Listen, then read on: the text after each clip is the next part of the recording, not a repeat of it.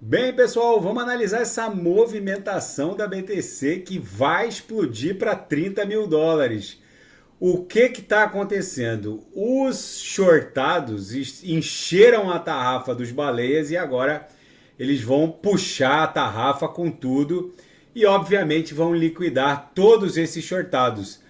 As altcoins estão numa verdadeira panela de pressão, à beira de uma explosão hecatômbica, já que a dominância vai cair como uma jaca, a dominância vai para 48% e é bem provável que muitas dessas altcoins que hoje estão num patamar absolutamente sobrevendido explodam. É bem provável que BNB volte para 300, Atom volte para algo acima de 10 dólares. A BTC aqui no intraday está muito esticada. Quando a BTC der uma arrefecida em direção à própria VWAP, que segue lá em 28.500 e pouquinho, é bem provável que agora algumas altcoins comecem a reagir.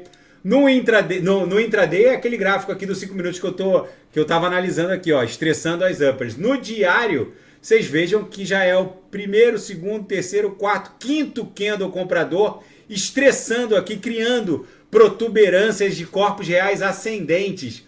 No 4 horas, a gente claramente está se desdobrando em direção a 30 mil dólares, que seria a extensão da aresta superior dessa canaleta virtual de alta. Aqui, talvez a gente encontre um ponto de inflexão para a BTC, mas ela só vai encontrar uma resistência mais relevante lá em 32 mil dólares, que é o target daquela nossa onda 3 no 6 horas.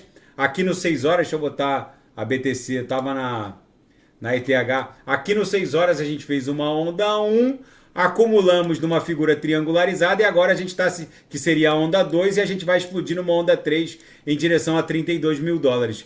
Muito shortado, acabou enchendo a tarrafa dos baleias que estão liquidando devidamente os shortados. Esse dinheiro do pessoal do short é muito bem-vindo no primeiro momento, mas num segundo momento, para sustentar a pernada de alta, tem que entrar dinheiro novo. E o que está acontecendo é uma liquidação em série das posições shortadas altamente alavancadas, que está dando esse pump, mas para sustentar essa pernada aqui, na minha leitura, tem que se esgotar o final de semana e iniciar a segunda-feira, que vem muita notícia aí e principalmente envolvendo a aprovação de um ETF de BTC no mercado spot, porque o prazo da SEC está se esgotando e é bem provável que a BTC só encontre um ponto de resistência relevante em 32 mil dólares. A panela de pressão está explodindo de forma ascendente, não foi por falta de aviso, agora só falta as altcoins explodirem e isso deve acontecer nas próximas horas.